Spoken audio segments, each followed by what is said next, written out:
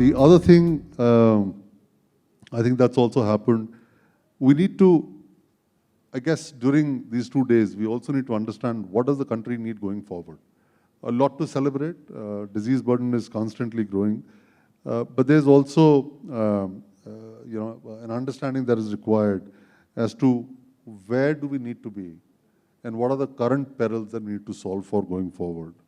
And I think the 4 or 5 things that come to my mind, if we need to be ahead of the curve, is one, wellness is being invested in but not understood. Right? Otherwise, we won't be 1 1/3 with the diseases that we just spoke about, contributing to the NCD. We need to make people understand what wellness is all about. Second, Dr. Paul alluded to this, and I think I want to build on it. Credibility. Credibility is a two-way street. Right? Ever since I've come back to India, and unfortunately I wasn't reading too much of newspapers when I was in Jakarta, but you open the newspaper and you see healthcare credibility coming out in a big way in the newspapers.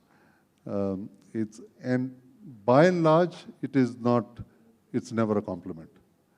Now, when you look at that, you start to wonder, is the spirit okay of the news and the capture that happens? I think we need to get that space a little more organized. I think on the credibility side, and one request that I've always had, we need to document outcomes. That's critical. Credibility, I mean, how do you hold people accountable? There's no way of holding people accountable. And I think we haven't done enough. I know Dr. Vishnu Panigrahi has been a human who's been talking about this for the last decade or so.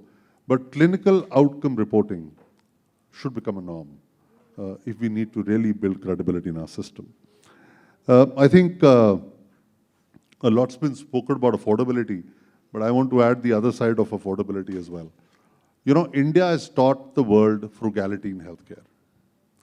And many comparisons have been laid out on cost and price. And I think now that I've come back, I feel it's overdone. Let me give you a little bit of a sense. While I'm not saying that it's affordable for the masses, but to a limit, you can bring down the cost. And beyond that limit, you will start to compromise quality. So it's a decision we need to take on how much cost to cut down further. You know, I mentioned TTI, Talent, Technology, Infrastructure. Talent is the same in the world. Technology, 60% is acquired globally. And the cost of infrastructure, I'm in the business of setting up hospitals. I just realized that the cost of infrastructure in India, in tier 1 and tier 2 cities, I mean, it's impossible to buy a plot of land today in Bombay, build a hospital, and say it'll be profitable in the next 3 decades. It's impossible, right? So I think somewhere we need to understand the input cost that we have today in this country to build a quality healthcare system.